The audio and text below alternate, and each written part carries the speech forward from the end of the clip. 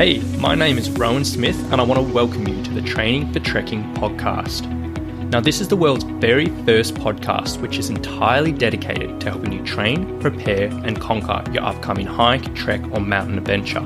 So once a week, I'm going to be giving you quality and practical information on the subjects of physical preparation for trekking, dealing with altitude and nutrition on the trail, so you can know everything you need to be doing to have the best chance of a safe, enjoyable and successful adventure. So now you know what you're in for. Let's get into today's episode. Hello guys. Today we are talking all about how a hiker can use foam rolling to best benefit their training, their recovery, and also their hiking. And specifically, we're going to go into detail around how you can adapt your types of foam rolling and self-myofascial release in the situation where you might try to do a particular exercise and it's way too uncomfortable and you just simply cannot get through it.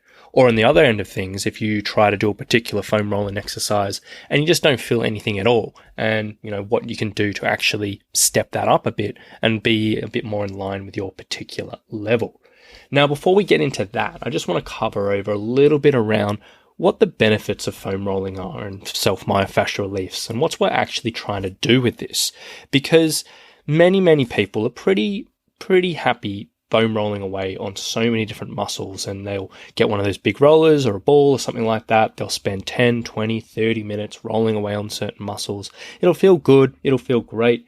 They'll walk around feeling $1 million, but not many people actually know what the actual deal is and what benefits you're really looking at with this type of thing. And people know it's good, but people don't really understand what you're actually getting out of it. So when it comes to foam rolling and other self-myofascial reliefs, there's really 4 main benefits that a hiker might get out of this type of exercise. Now, number 1, it helps with short-term improvements in range of motion, meaning it can improve your flexibility or your mobility, or however you want to define that, in the short term. So if you have particularly tight hips and you got a ball or you got a foam roller and you spend a couple of minutes rolling over those hips, you'd stand up and you'd be able to move those hips quite a bit more freely after doing that. However, the really important point here is it is only in the short term that it's going to improve this, and it doesn't make long-term change by itself. Now, this is a really important point to make because so many people out there, myself previously when I was a little bit younger, know they have tight muscles and know they have particular areas which need a little bit of mobilizing and a little bit extra flexibility. But they use the foam roller exclusively and they just roll and it'll make them feel good. It'll improve range of motion at the moment, but over time, nothing changes. So they invest all this time and going again and again.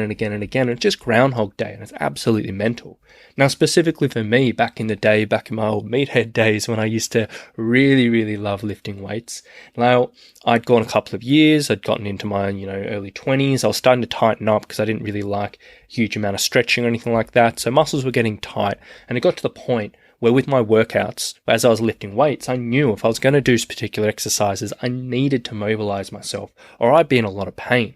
So then I got into this habit and I'd spend 30 minutes on the foam roller before every single workout, making sure all my joints are moving freely and making sure my muscles are moving freely and making sure I could get through the pain all right. And this worked and I got through the sessions absolutely fine. And I did that for a couple of years. But the scary thing was nothing changed over long term. I had to spend that half an hour every single session on the roller to actually get through my sessions. Now, as I grew up and got a bit more educated and actually learned a little bit more about this particular subject, I began to substitute some of my foam rolling for particular mobility and exercises and stretches. And over time, my mobility actually improved from day to day. So now I can roll into the gym and do a warm up for like 5 or 6 or 7 minutes, as opposed to having to spend 30 minutes on the foam roller. So it is really important to be aware foam rolling and self-myofascial release can improve your mobility, but only in the short term. And if you are using it to improve your mobility and improve your flexibility, please make sure you're combining it with other stretching and other flexibility exercises. But enough on that point. Benefit number 1, short-term improvements in range of motion. Benefit number 2 is foam rolling can help promote relaxation and recovery. So if you've been training quite hard, sometimes the body is really pumped up and it just needs to be reminded just to calm itself down a little bit, to relax, to recover, and really, really accelerate that recovery process. So this might be you've done a big training week, this might be you've just had a big hike, maybe you had a really big intense session, maybe even you just had a stressful week. And doing a little bit of foam rolling and myofascial release can really, really just calm the body down, bring it into that recovery stage, and can be really, really effective there. So whether you use it at the end of a stressful day, at the end of a session, or just on your recovery days, it can be very, very effective. Benefit number 3 is foam rolling can be good for pain desensitization, which is a fancy way of saying it can help with a little bit of pain relief.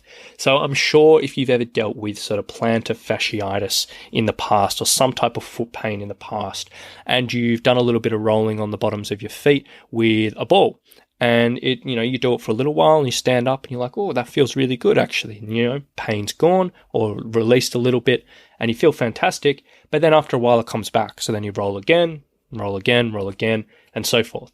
And it can be really, really good in this situation just for purely what's called pain desensitization. So it lowers the body's perception of pain. So it's not actually fixing your issues so much if you do have an injury or you do have something going on, but it can lower your perception of pain and make you feel a lot more comfortable. So it can be relatively effective for that.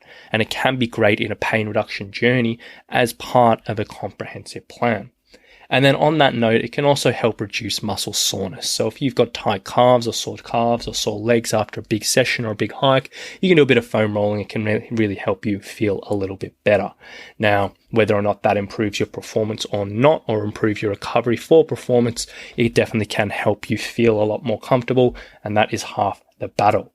So now that we know foam rolling is, it can be a good addition into certain parts of your training program, I want to come to the sort of thing that I want to explore today. In this situation, sometimes people will do rolling for the first time and it will just really, really, really hurt. And it'll be so actually uncomfortable. They just physically can't do it.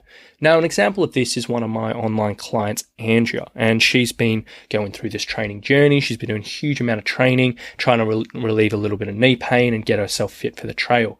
And recently it's come up that, her quads, we realized, were quite tight and they were been doing a lot of work and she hadn't been doing a huge amount of recovery. And one of the things she flagged up after a while, she was like, look, you've got this foam rolling on my quadriceps in the program, but I just physically can't do it. And it's just so uncomfortable and so excruciatingly painful, I can't do it. And which that's obviously an issue, and we don't want to be at that stage where you're super, super, super uncomfortable. Foam rolling is always going to be slightly uncomfortable, but we don't need to get to that excruciating pain. If it's like that, you need to alter things a little bit. So what I want to do now is just go through a few different variations that you can do with these types of exercises. So whether you're rolling, your quadriceps or your calves or your hamstrings, whatever it may be, I'll give you a few examples of how you can make it a little bit easier for yourself. Or alternatively, if you do it and you don't feel a thing, how you can make it a little bit more difficult for yourself. So I'm going to use the quadricep roll as an example, a running example for this, because most hikers are probably familiar with this, where you've got your quadriceps, big muscle at the front of the legs, and they've hopped on a foam roller before and done a little bit of rolling on it. And obviously this is super relevant for hikers because quads take a lot of work and do a lot of work when you're training and you're hiking. So we want to make sure that they're, sitting pretty happy.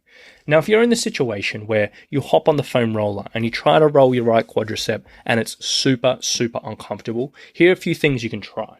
Now, the first option is if you're doing rolling on one limb at a time, so whether it's your one quadricep or one calf or one hamstring or whatever it may be, the next step to reduce this, to make it a little bit more comfortable, is to simply do 2 legs at a time. So instead of all your body weight focused on one leg, it's dispersed a little bit more. Really simple. Most people are pretty familiar with that. The next step is if you're doing your 2 legs at a time and it's still super, super, super uncomfortable, what you want to do is try to find something that's a little bit softer. So foam rollers, even the soft foam rollers, tend to be pretty dense. So you want to find something that has a little bit more give and it's a little bit nicer on your legs. So a really great option here is getting a tennis ball. Now obviously tennis ball isn't too dense, it isn't too hard, it does have a bit of firmness to it, but it does also have a bit of give. So you can put a tennis ball on the floor, roll around on your quads, and hopefully that'll be a little bit more comfortable.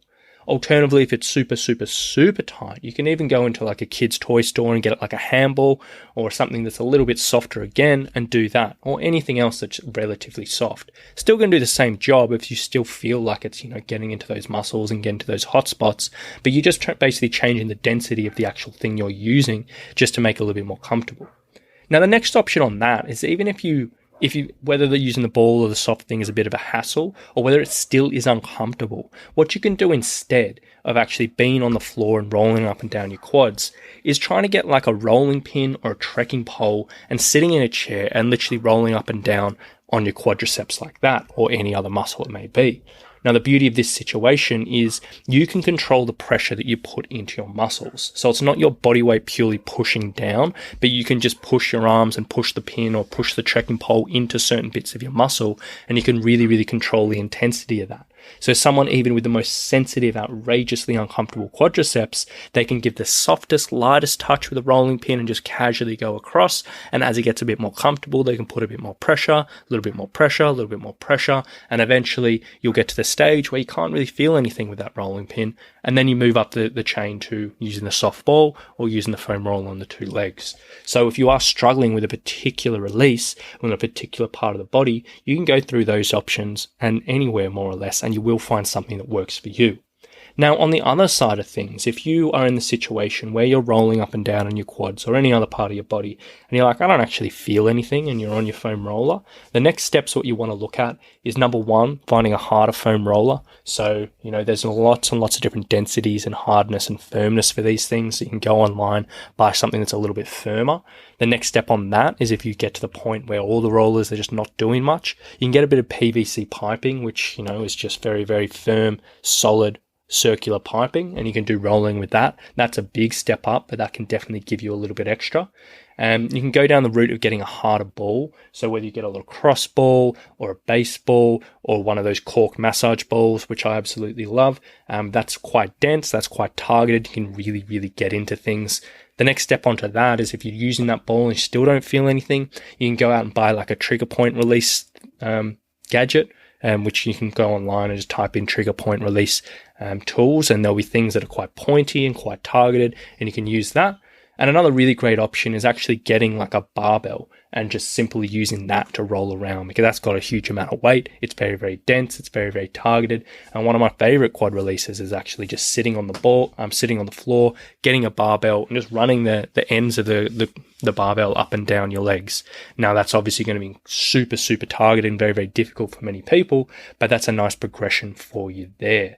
So hopefully you can see, if you are thinking about foam rolling, if you tried it in the past and it hasn't really worked for you, whether it's too difficult or too easy, there's a whole range of different options you can do here. And I've really only scraped the surface when it comes to it today.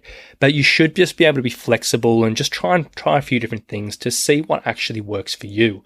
Because as we said at the start of the podcast, foam rolling and self-myofascial release, it does have some really great particular benefits for hikers, and it can be very, very effective in a number of different situations in your training program and also to help your hiking, but you just need to do it right. So you need to find something that works for you.